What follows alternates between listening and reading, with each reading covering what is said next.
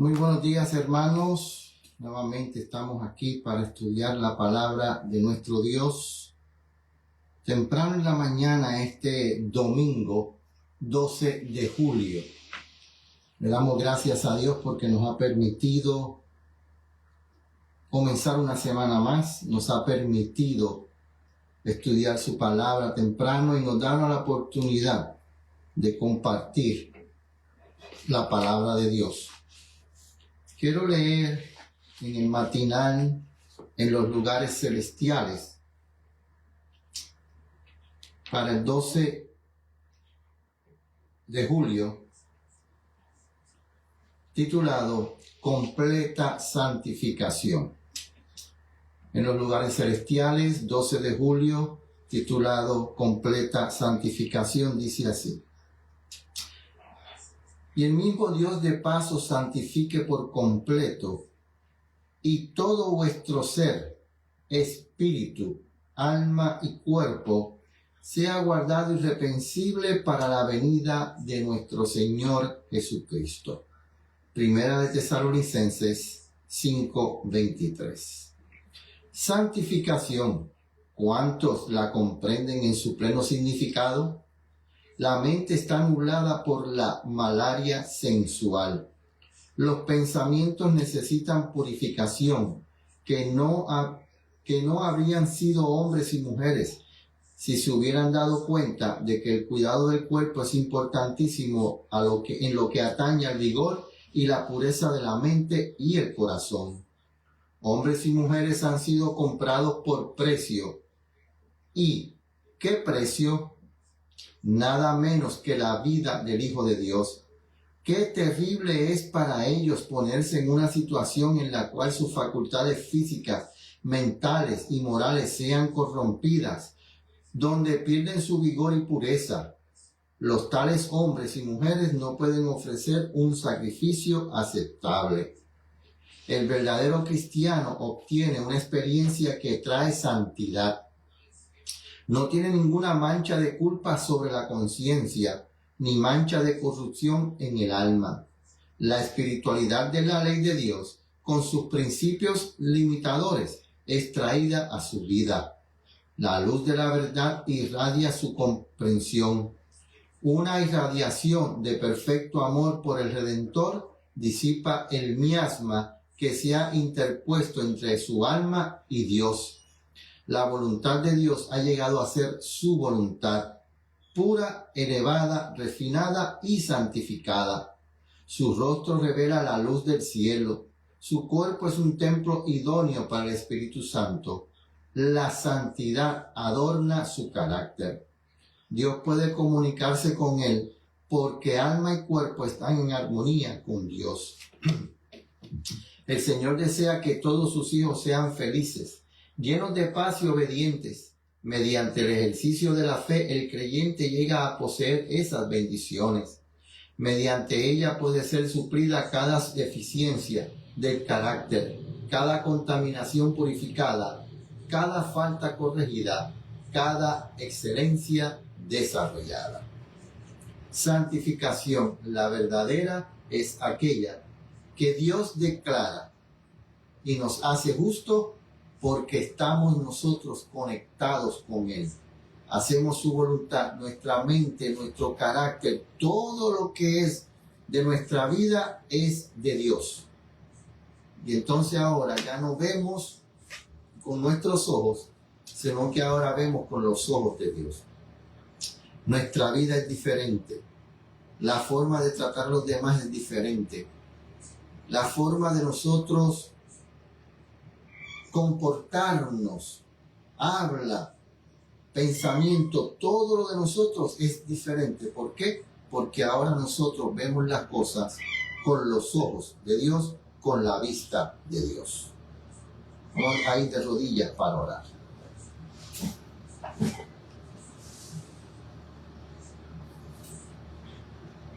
Padre nuestro que estás en el cielo, nuevamente, ante tu presencia nos ponemos de rodillas para poder estar gozosos contigo, para que tú puedas limpiar nuestra mente, nuestro corazón, para que al estudiar tu palabra en esta mañana, en este momento, sea tu Santo Espíritu el que nos guíe, que nos hable y que nos dé el entendimiento necesario para poder vivir tu voluntad y no la nuestra. Prepáranos nuestra mente y nuestros corazones y perdona nuestros pecados y límpianos. En el dulce nombre de tu Hijo amado, Cristo Jesús. Amén.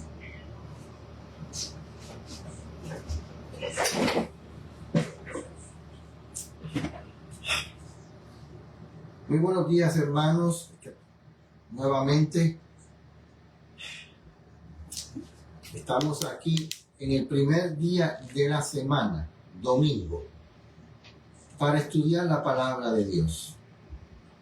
Hemos pasado un sábado lleno de gozo, de alegría, de tristeza en algunos casos, pero le damos gracias a Dios porque pudimos disfrutar de su santo sábado y Él nos da el privilegio de comenzar una nueva semana en la cual pensamos y creemos y queremos que sea la voluntad de Dios en nuestras vidas y que esta semana sea una semana de crecimiento espiritual y que nos acerquemos más a Dios en esta semana.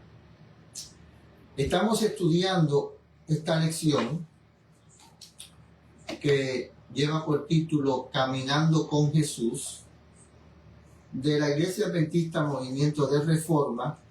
Estamos estudiando ahora la lección número 3. Hemos hablado acerca del amor de Dios y la semana pasada hablamos acerca de la necesidad que tenemos de Cristo porque entró el pecado y con el pecado hubo necesidad de un Salvador. Yo quiero que nosotros nos quedemos en nuestra mente con el pensamiento de que el amor de Dios es eterno. Sí, ese pensamiento, el amor de Dios es eterno, pero también tenemos que tener el pensamiento que Dios también es fuego consumidor y que aborrece el pecado. Ama al pecador, pero aborrece el pecado. ¿Por qué? Porque la semana pasada estudiamos que cuando entra el pecado hubo una necesidad de un Salvador. Y vino ese Salvador. Se ofreció ese Salvador y vino e hizo provisión para que tú y yo pudiéramos recibir esa salvación. Pero esta semana vamos a hablar de un tema que a muy poca gente le gusta. Vamos a hablar de un tema donde todos nosotros, los así llamados hijos de Dios, y voy a enfatizar en el pueblo de Dios. Nosotros, el pueblo de Dios, que nos decimos ser el pueblo de Dios, que decimos tener la verdad, que decimos ser hijos de Dios, que decimos tener el conocimiento de Dios, el pueblo de Dios necesita lo que se llama el arrepentimiento.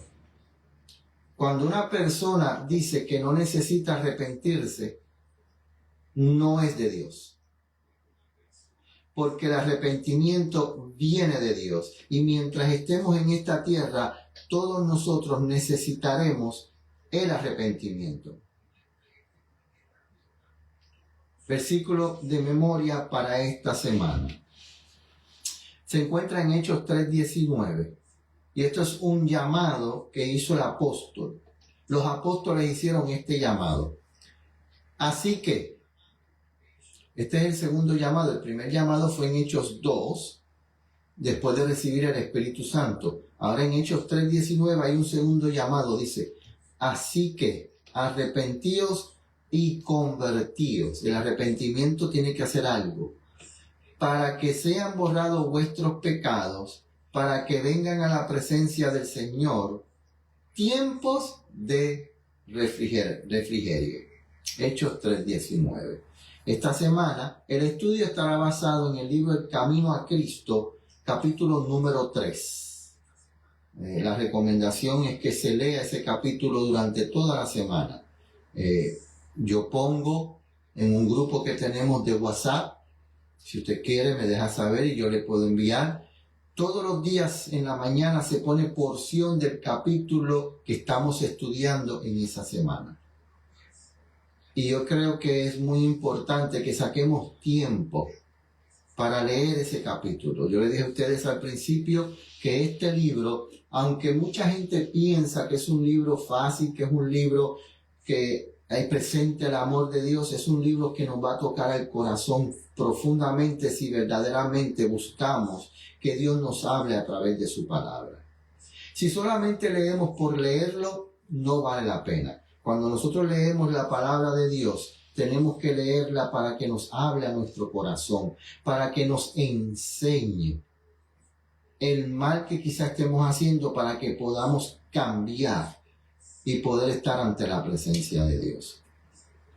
Dice una lectura aquí que es especial para comenzar esta semana, dice: Dios no desechará a los que fueron arrastrados al pecado, pero que se han vuelto al Señor con verdadero arrepentimiento. Patriarcas y Profetas, página 179. Dios no rechaza a todo aquel que se haya vuelto a Él con verdadero arrepentimiento.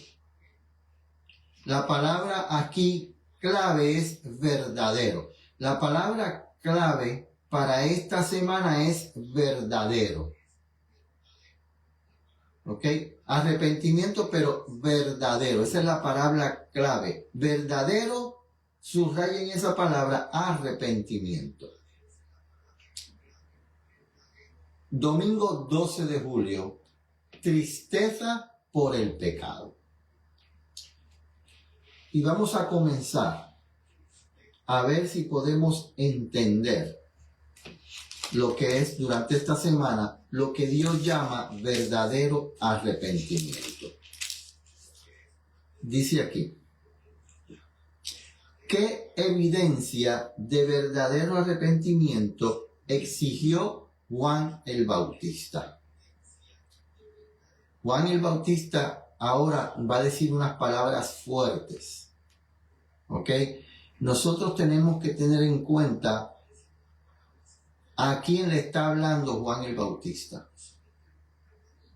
Juan el Bautista está bautizando. Juan el Bautista está predicando el evangelio del Mesías que viene pronto a librar al mundo del pecado, y está recibiendo oposición por un grupo de personas que se creen mejor que él, que se creen que son intocables, que no necesitan un llamado a lo que él está llamando a un arrepentimiento. Esas personas piensan que como ellos son líderes de iglesia, fariseos, escribas, sacerdotes, nadie les puede decir a ellos que tienen que arrepentirse. Y vienen a buscar que Juan los bautice.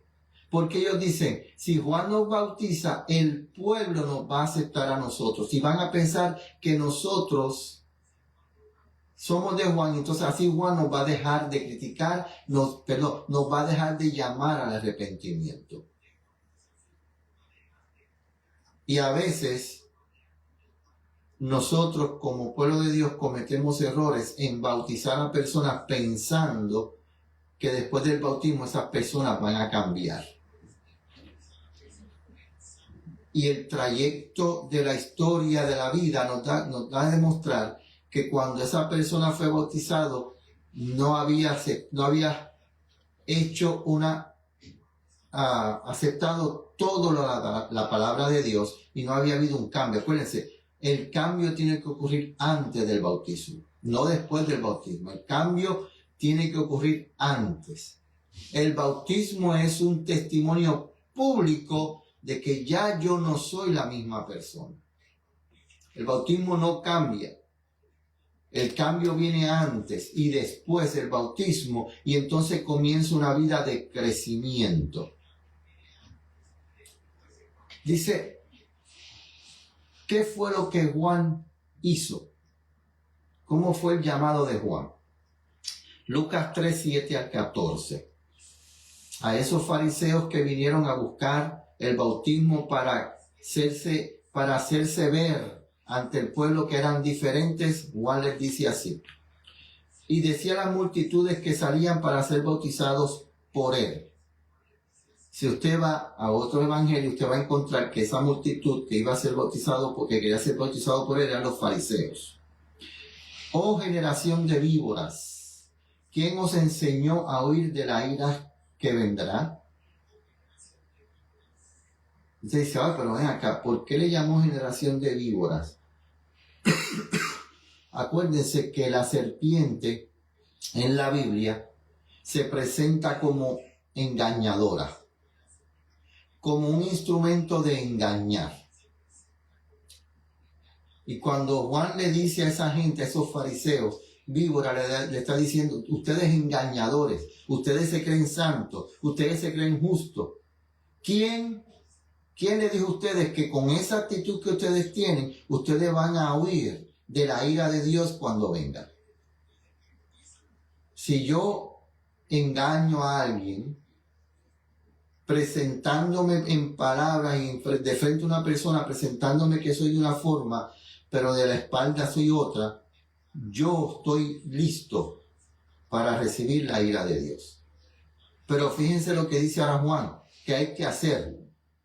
Haced pues frutos dignos de arrepentimiento y no comencéis a decir en vosotros mismos, tenemos a Abraham por padre, porque os digo que Dios puede levantar hijos de Abraham aún de estas piedras. Los fariseos, los escribas decían, no, nosotros somos hijos de Abraham, nosotros no necesitamos arrepentimiento. No, yo soy adventista del séptimo día, movimiento de reforma, yo soy santo, no necesito arrepentimiento. Esa es la enseñanza que está surgiendo por ahí. Que después de usted ser santo, después de usted ser justificado, después de usted ser bautizado y enseñado cabalmente, usted no puede volver a pecar porque ya usted es santo. Y usted no necesita arrepentimiento. El arrepentimiento es para los pecadores, no para los santos. Cuando Juan dice que Dios puede sacar hijos de Abraham de estas piedras, no está hablando de piedras literales. Está hablando de los gentiles que los rodeaban, los soldados, los publicanos, las prostitutas, todas las personas que estaban ahí escuchando su mensaje. Le está diciendo Abraham a estos fariseos y escribas y líderes religiosos que decían ser hijos de Abraham, decía Juan, de medio de esta gente que ustedes llaman pecadores, Dios puede levantar hijos de Abraham. 9. Y ya también el hacha está puesta a la raíz de los árboles, por tanto, todo árbol que no da buen fruto es cortado y echado en el fuego. En la Biblia, árboles significa hombres. Cuando Juan dice aquí todo árbol, o sea, yo, Ramón Ayala, si no doy fruto de acuerdo a lo que yo digo ser y de acuerdo a la voluntad de Dios, Dios me va a cortar y me va a echar en el fuego de la ira de Dios. Voy a ser quemado porque yo estoy siendo un engañador, una serpiente, una víbora. 10. Y la gente le preguntaba diciendo a Juan, ¿qué haremos entonces? ¿Cuáles son esos frutos de arrepentimiento que tú dices que tenemos que hacer? Y Juan le dice, respondiendo Juan le dijo, el que tiene 2 túnicas, dé al que no tiene, y el que tiene que comer haga lo mismo. Dejemos de acaparar las riquezas que Dios nos ha dado y empecemos a compartir y ayudar al necesitado. ¿Habrá necesitados en medio del pueblo de Dios? ¿Habrá necesitados a nuestro alrededor que necesitan nuestra ayuda y nosotros no lo hacemos? No estamos dando frutos dignos de arrepentimiento. O sea, el primer fruto digno de arrepentimiento, ¿cuál es? Ayudar al necesitado, al hambriento. 12. Y vinieron también los publicanos para ser bautizados y le dijeron, Maestro, ¿qué tenemos que hacer nosotros, publicanos? ¿Cuál es el fruto de arrepentimiento que tú quieres que hagamos para poder ser bautizados? Y él les dijo, no exijáis más de lo que no está ordenado.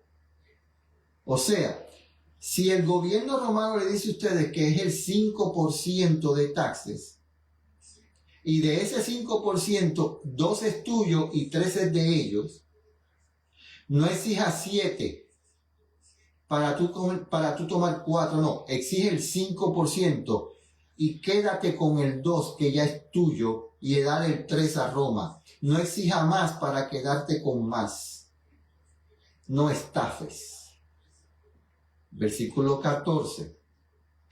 Y preguntaron también los soldados diciendo, fíjense, los soldados romanos, los gentiles, los que aquellos fariseos y escribas y líderes judíos odiaban, vinieron a Juan y dijeron: Juan, nosotros queremos saber qué hay que hacer para poder ser bautizados, porque necesitamos al Mesías.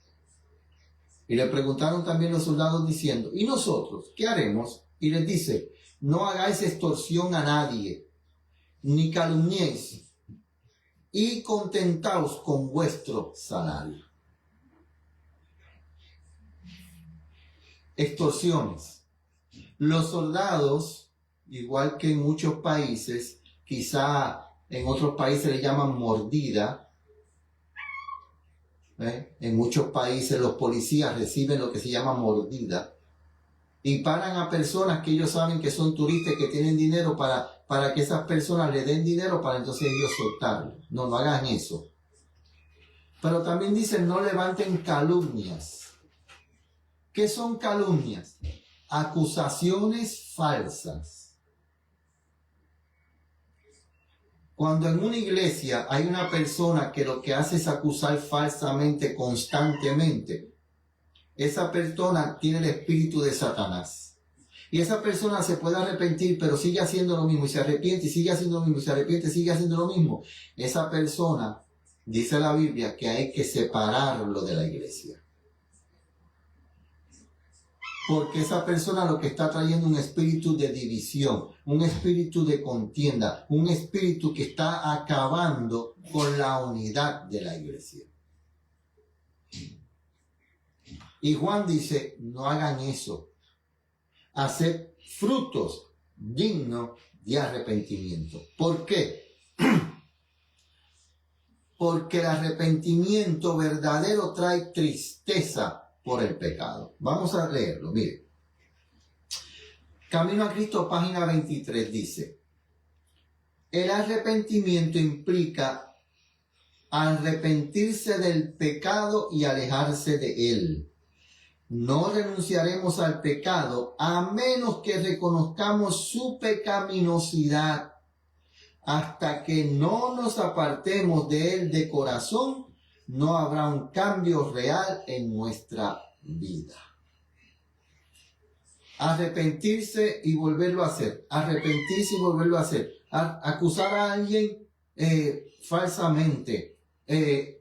Humillar a alguien. Todo el tiempo estar humillando y acusando y arrepentirse, acusando y arrepentirse, humillando y arrepentirse. Eso no es arrepentimiento verdadero. Eso no es tristeza por el pecado. Eso se llama prejuicio. En otros lugares se puede llamar hasta racismo. En otros lugares se puede llamar odio. En otros lugares se llama envidia. Eso no es verdadero arrepentimiento, porque el verdadero arrepentimiento da tristeza por el pecado. El verdadero arrepentimiento nos lleva a nosotros a querer cambiar. El verdadero arrepentimiento nos lleva a nosotros a ser semejante a Cristo. Pero una persona que constantemente vive causando problemas y división, y causando contiendas, y causando dolor, y se arrepiente y sigue haciendo lo mismo, esa persona hay que cortarlo. Hay que apartarse de él. Eso dice la palabra de Dios. ¿Qué se debe hacer acerca del verdadero arrepentimiento que cambia el corazón y la vida? El verdadero arrepentimiento, ¿qué debe hacer? Cambiar la vida. Cambiar el corazón y la vida. Ese es el verdadero arrepentimiento. Vamos a ver. Segunda de Corintios 7.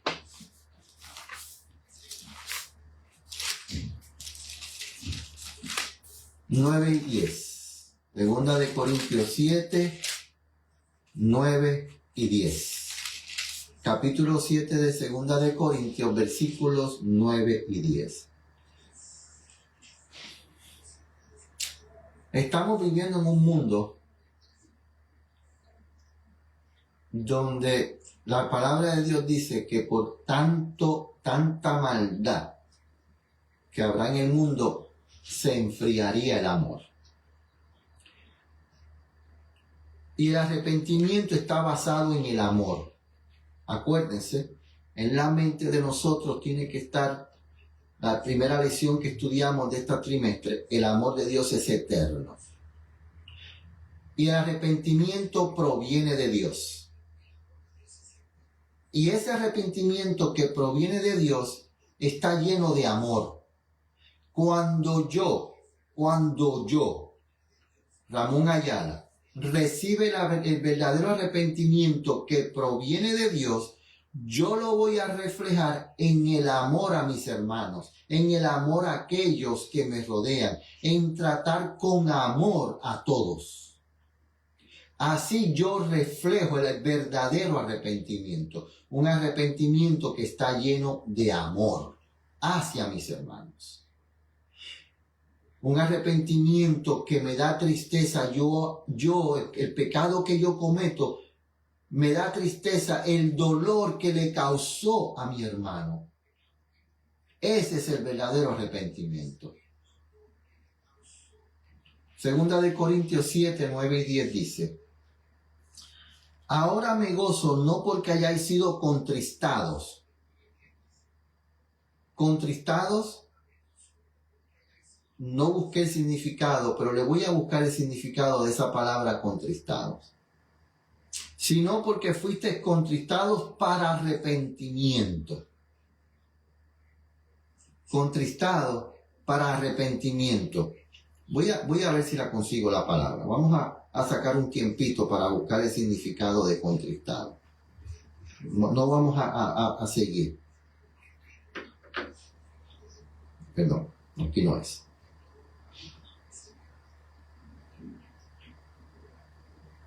Este teléfono a veces se pone un poco melancólico. Vamos a buscarlo rápido.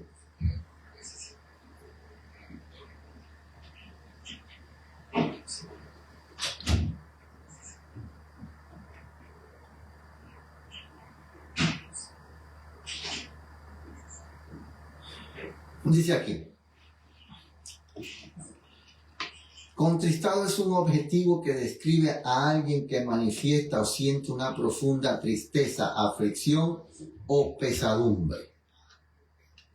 Tristeza, aflicción o pesadumbre. O sea que aquí Pablo está diciendo: ahora me gozo no porque haya sido contristado, no porque haya tristeza y pesadumbre en ustedes, sino porque la tristeza y pesadumbre que trae arrepentimiento, porque habéis sido contristados según Dios. ¿Por qué? Porque dice aquí que la tristeza y la pesadumbre que conlleva arrepentimiento viene ¿de dónde? Viene de Dios. Entonces Pablo está diciendo: mira, yo no me gozo porque ustedes estén tristes y apresurados. Yo me gozo porque esa tristeza y la aflicción que ustedes sienten viene de arrepentimiento que proviene de Dios. El verdadero arrepentimiento que proviene de Dios, ¿qué da? Tristeza, aflicción y pesadumbre. Y por eso debemos gozarnos. Para que ninguna pérdida padecieses por nosotros. ¿Por qué debemos gozarnos? Escuchen esto. Versículo 10. Porque la tristeza, ¿la qué? La constricción que viene de Dios, la tristeza, la pesadumbre, la aflicción que viene de Dios, produce arrepentimiento para salvación, que de esa tristeza, de esa pesadumbre, de esa aflicción, no hay que arrepentirse. sea, yo me arrepiento por el pecado, pero mi arrepentimiento verdadero que viene de Dios me causa tristeza y aflicción por el dolor que le causé a mi hermano. Y de esa tristeza que viene por el dolor que le causé a mi hermano, que viene por el amor de Dios, no hay que arrepentirse. Mas la tristeza del mundo produce muerte. ¿Cuál es la tristeza del mundo? Y eso lo vamos a hablar más adelante. No quiero hablar ahora. Pero pongamos en la mente una palabra que se llama remordimiento. Y esa es la tristeza del mundo. La tristeza del mundo es remordimiento. La tristeza de Dios es arrepentimiento. La tristeza de Dios es mi tristeza por el dolor que yo le causo a mi hermano cuando yo peco en contra de él. Cuando yo acuso a un hermano falsamente, le estoy causando un dolor terrible. Y si yo me arrepiento verdaderamente, yo voy a donde ese hermano con lágrimas en los ojos, con un corazón compungido, con un corazón lleno y partido, con una mente limpia, y me presento ante ese hermano y le pido perdón, lo abrazo. Y yo trato fuertemente de ahí en adelante, pidiéndole fortaleza a Dios, pidiéndole ayuda a Dios, entregándome a Dios, para que de ahí en adelante yo no siga acusando a nadie falsamente y no siga causando dolor a mi hermano. Eso es tristeza por el pecado. Eso se llama tristeza por ofender a Dios. Eso se llama verdadero arrepentimiento. Eso se llama contristado. Un corazón contristado, un corazón que está lleno, partido por el dolor que le causó mi pecado a otra persona. Eso no se ve hoy en día. Hoy en día se ve personas dañando a los demás, pidiendo perdón y sigue dañando, y pide perdón y sigue dañando. Eso es lo que se ve hoy en día.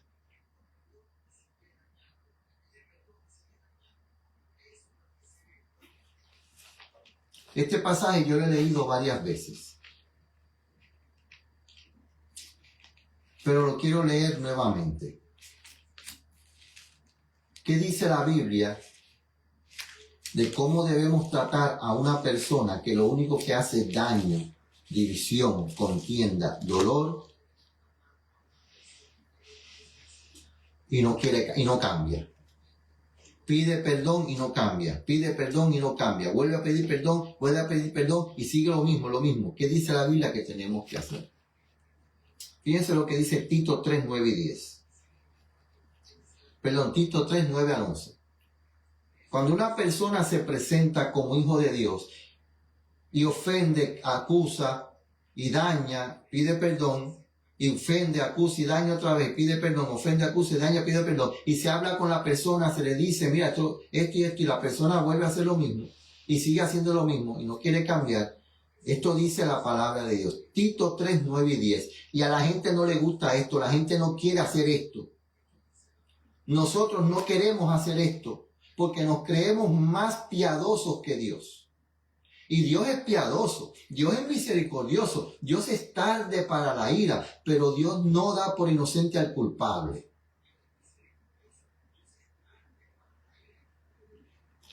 Y el árbol, acabamos de leer, que el árbol que no da buen fruto tiene que ser cortado. Tiene que ser cortado. No puede seguir ocupando terreno y no dar fruto. Dice Tito 3, 9 al 11. Por tanto, las cuestiones necias y genealogías y contenciones y discusiones acerca de la ley, vamos a leer nuevamente porque leí algo que no era. Tito 3, 9 y 10, 9 al 11. Pero evita las cuestiones necias y genealogías y contenciones y discusiones acerca de la ley, porque son vanas y sin provecho. Una persona que miente, está constantemente mintiendo y mintiendo y mintiendo. ¿Qué hay que hacer? Evita a esa persona. Porque eso es la ley, no mentirás. No mentirás. Porque una persona que está todo el tiempo mintiendo, está ¿qué? Queriendo discutir contigo y está en contención contigo todo el momento. Una persona que miente y miente y miente, porque cuando una persona acusa falsamente a otra persona, está mintiendo. Entonces Tito dice aquí, evita esas cosas. O sea, Pablo le está diciendo a Tito, acuérdense que Tito dice aquí, por esta causa, es Tito 1:5, por esta causa te dejé en Creta, para que corrigieres lo deficiente y ordenases ancianos en cada ciudad, así como yo te mande. O sea, que Tito estaba encargado de la iglesia de Creta. Y en la iglesia de Creta había gente que eran contendiosos, había gente que eran necios, había gente que le encantaba discutir, había gente falso, mentiroso. Y Pablo le dice a Tito, mira, con esas evita eso. Evita eso porque eso no aprovecha. Dice el 10, escuchen, al hombre hereje, después de una y otra amonestación, deséchalo. ¿Cómo? Mateo 18 dice que cuando una persona haga malo en contra tuya, ve tú con él primera vez. El primer paso es, ve tú con él solo. Si se arrepiente, bien. Si no, lleva a un anciano. Segundo paso. Si no se arrepiente, entonces, lleva a la iglesia. Si no se arrepiente, deséchalo. 3 pasos. Pero ahora aquí Pablo le dice a Tito, mira, cuando tú tengas un hombre hereje, un hombre contendioso, un hombre que lo que les busca es división y molesta, si la primera vez tú hablas con él, ok, y sigue haciendo lo mismo, habla con él la segunda vez y sigue haciendo lo mismo, pues mira, deséchalo, córtalo. ¿Por qué? 11. Sabiendo que el tal se ha pervertido y peca, siendo condenado por su propio juicio. Cuando una persona quiere seguir haciendo lo mismo y causando molestia y división y causando contiendas en la iglesia, nosotros cuando le decimos no, se acabó, córtalo, deséchalo, nosotros no estamos condenando a esa persona. Él mismo pues, se está condenando él mismo, nosotros no. Nosotros tenemos que tomar acción. ¿Por qué? Porque la iglesia no puede seguir siendo perjudicada por esa persona.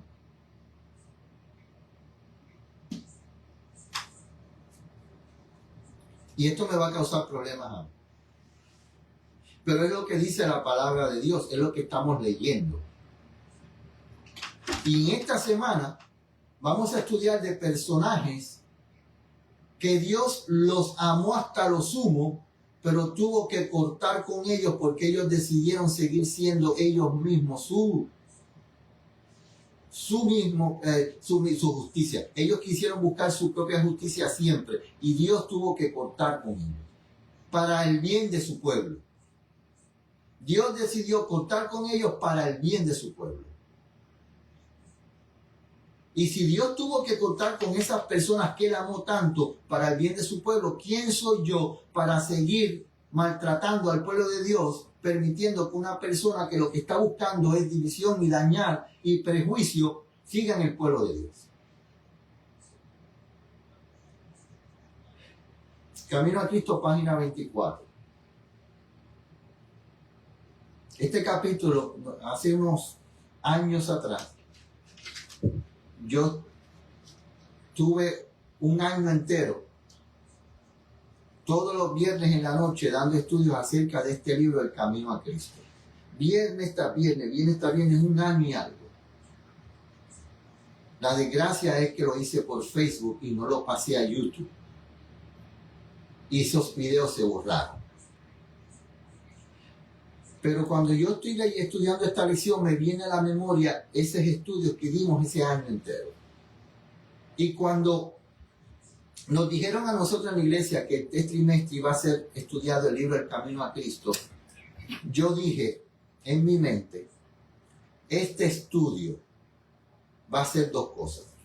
O va a romper nuestro corazón, va a quebrantar nuestro espíritu egoísta, envidioso, orgulloso, va a eliminar con los prejuicios que tengamos cada uno de nosotros, va a acabar con ese yo que yo tengo en mí que me está matando y me va a transformar en una nueva criatura para Cristo, o me va a llevar a rechazar a Dios y me va a separar de Él para siempre.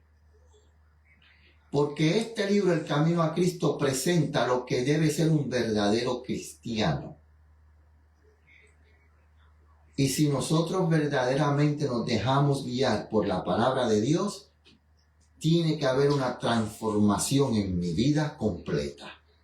Yo no puedo seguir siendo igual. Y este capítulo, número 3, del libro Camino a Cristo, es un capítulo que tiene que lograr cambios en mi vida. Fíjense que no es que debe, tiene. Si yo quiero seguir siendo cristiano, si yo quiero seguir siendo hijo de Dios, que Dios me llame a mí su hijo, tiene que haber cambios en mi vida. No puedo seguir siendo el mismo. Tiene que haber una separación total del mundo.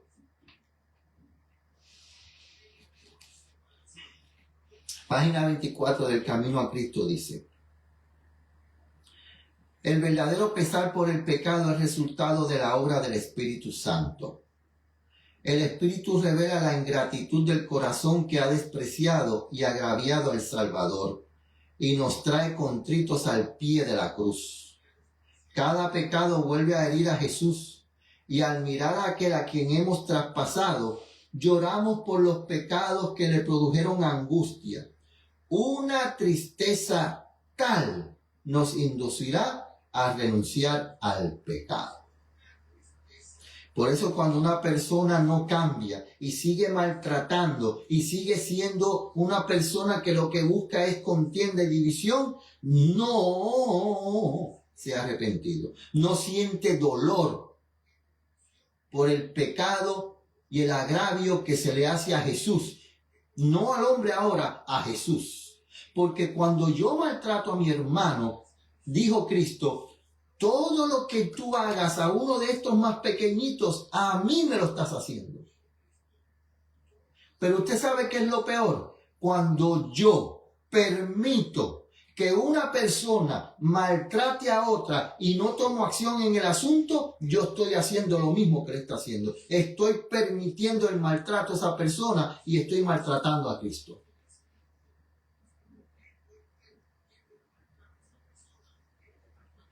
Que el Señor nos ayude, Señor. Perdón, esto que acabo de leer no está en Camino a Cristo. Lo voy a leer nuevamente y voy a decir dónde está.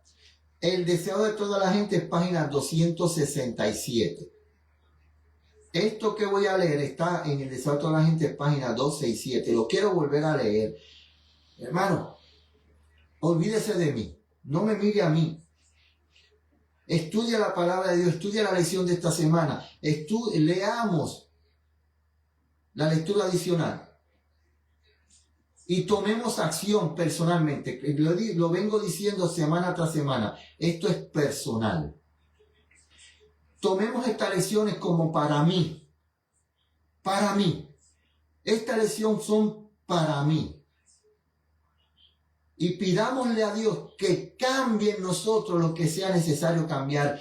Oremos por esa persona que está causando dolor, sufrimiento, que está causando división. Oremos por esa persona. Lloremos por esa persona. Afligemos nuestro corazón por esa persona. Pero tomemos acción en contra del pecado, no en contra del pecador. Hay que tomar acción en contra del pecado. Deseado de toda la gente, página 267. El verdadero pesar por el pecado es resultado de la obra del Espíritu Santo.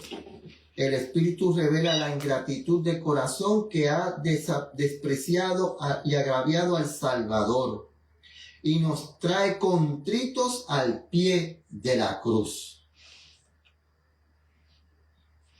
Acuérdense, aunque sea en el pensamiento, hermanos, diariamente pensemos en lo que Cristo hizo por mí,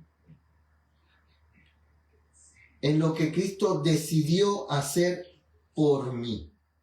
Decidió llegar a la cruz, decidió llevar el peso de mi pecado, pagar la deuda de mi pecado. Y por eso yo estoy aquí hoy sentado, recibiendo las bendiciones del Evangelio de Dios, porque Cristo decidió pagar la deuda de mi pecado. Y hoy está ante el Padre siendo mi abogado. Cada pecado vuelve a herir a Jesús, y al mirar a aquel a quien hemos traspasado, lloramos por los pecados que le produjeron angustia. Una tristeza tal nos inducirá a renunciar al pecado. Cuando yo contemplo verdaderamente lo que Cristo hizo por mí, por mi deuda del pecado, entonces yo voy a tener una tristeza real, porque mi pecado lo está dañando a Él. Ahora, si camino a Cristo, página 24, el último párrafo que vamos a leer en esta mañana. Pero cuando el corazón cede a la influencia del Espíritu de Dios, la conciencia se vivifica y el pecador discierne algo de la profundidad y la santidad de la sagrada ley de Dios. Cuando un pastor se atreve a decir, fíjense bien, cuando un pastor se atreve a decir que la ley de Dios no tiene nada que ver con nuestra salvación, por favor, ore por ese pastor para que deje de decir eso. Ores por ese pastor para que ese pastor entienda que está diciendo algo que está en contra de la palabra de Dios. Porque mi salvación depende, no en la ley. Mi salvación no depende en la ley. Mi salvación depende en que yo amo a Dios y lo demuestro obedeciendo la ley. Yo no puedo decir que yo amo a Dios si yo no obedezco su ley. Si yo amo a Dios, yo no voy a levantar falso testimonio contra mi prójimo. Si yo amo a Dios, yo no voy a herir a mi prójimo, ni a codiciarlo de mi prójimo, ni a robarlo de mi prójimo. Yo voy a honrar a mi padre y a mi madre. Yo no voy a matar a mi prójimo ni aún en pensamiento. Si yo amo a Dios, yo voy a guardar su día. Si yo amo a Dios, yo no voy a cometer adulterio. Si yo amo a Dios, yo no voy a tomar el nombre de Dios en vano. Si yo amo a Dios, yo no voy a adorar a otros dioses. Si yo amo a Dios, yo no voy a poner nada que me separe de Dios en primer lugar. Pero eso es si yo amo a Dios. Y ese es el problema, que nosotros decimos amar a Dios, pero no amamos al prójimo. Maltratamos al prójimo. Y nos sentimos orgullosos de eso. Pero aquí dice, pero cuando el corazón cede a la influencia del Espíritu de Dios, la conciencia se vivifica y el pecador discierne algo de la profundidad y la santidad de la ley de Dios, fundamento de su gobierno en los cielos y en la tierra. La ley de Dios no salva. No. El trabajo de la ley de Dios es condenar el pecado. Fíjense, condenar el pecado, no al pecador. La ley condena el pecado. Si yo tengo pecado, entonces la ley me condena a mí, porque yo tengo el pecado. Pero la ley, que es el fundamento, que es el carácter de Dios, que es amor, la ley de Dios es amor. Esa ley de Dios, que es amor, me lleva al que puede perdonar mi pecado y hacerme digno de la salvación. La ley de Dios, que es amor, condena el pecado, no al pecador. Pero la ley dice, mira, ese pecado que, Ramón Ayala, ese pecado que tú tienes, que te está condenando, yo no te lo puedo quitar, yo no te lo puedo lavar, pero hay alguien que decidió llegar a un lugar y derramar esa preciosa sangre. Ese alguien puede limpiar tu pecado, puede eliminar la condenación del pecado, y ese alguien se llama Cristo Jesús. Hermanos, amémonos unos a los otros. Dejemos de buscar división y contienda. Seamos suficientemente valientes de condenar el pecado y cortar con él.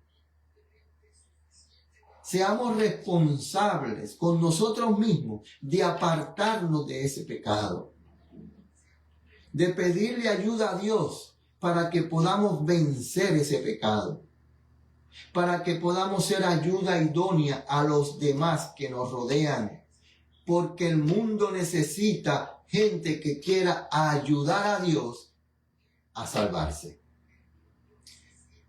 ¿Quieres ser parte de eso? ¿Queremos nosotros ser parte de ese pueblo que Dios busca para que lo ayude a la salvación de las almas? Busquemos entonces recibir el verdadero arrepentimiento que viene de Dios. Vamos a orar.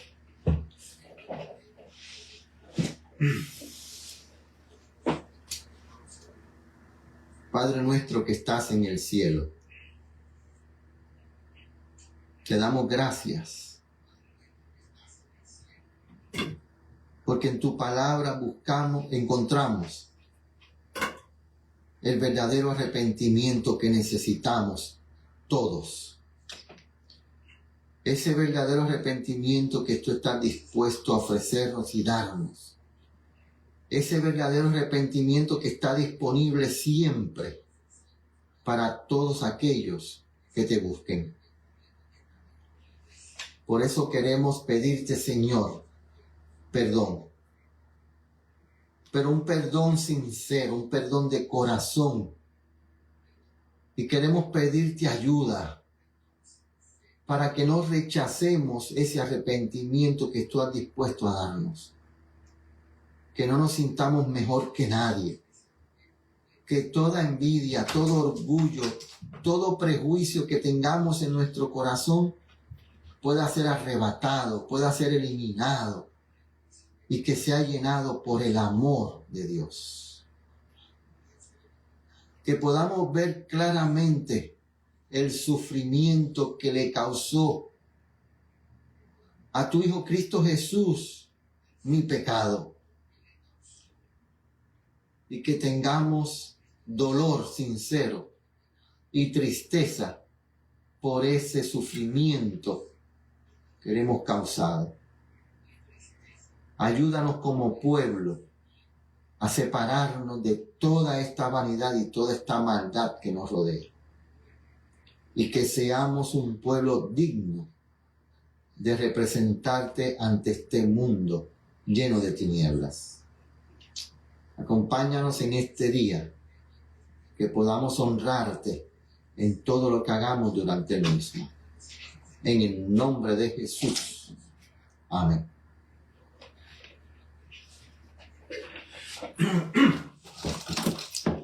Bueno, hermanos, que el Señor los acompañe en este día, que el Señor los bendiga, que tengan un día lleno de gozo, lleno de alegría, un día que sea lleno de victoria. Que en esta semana, cada día que vivamos, nosotros tengamos alguna victoria en el nombre de Cristo Jesús. Pero que tomemos esto cada día, estudiemos la palabra de Dios cada día, tengamos comunión con Dios cada día, busquemos de Dios cada día. Que el Señor los acompañe. Y esta semana, que sea una semana que podamos comprender que Dios está con brazos abiertos, Dios está esperando para que tu hijo que te has apartado, que te has alejado, hijo, vuelve al hogar. Te amamos, te extrañamos. Hijo, vuelve al hogar. Que el Señor los acompañe.